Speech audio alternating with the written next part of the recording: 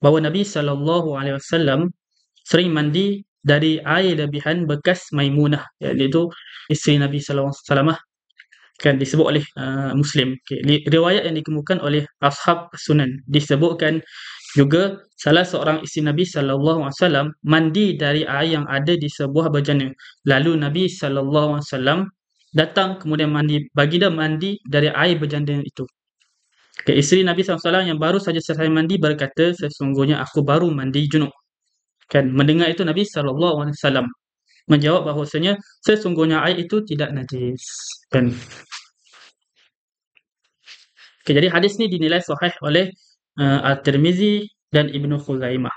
Okay, jadi kita boleh tengoklah pada hadis ni mengatakan bahawa boleh seorang lelaki untuk bersuci dari sisa air yang telah digunakan oleh isterinya.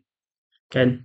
Jadi sebagaimana kita lelaki boleh bersuci menggunakan air lebihan isteri, kita kiaskan juga kepada isteri lah. Isteri boleh juga untuk bersuci menggunakan air lebihan suami dia lah.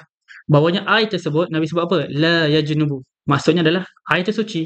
Boleh nak pakai untuk apabila kita kata isteri dah pakai untuk air itu untuk mengangkat hadas besar, suami boleh pakai air itu untuk mengangkat hadas besar juga.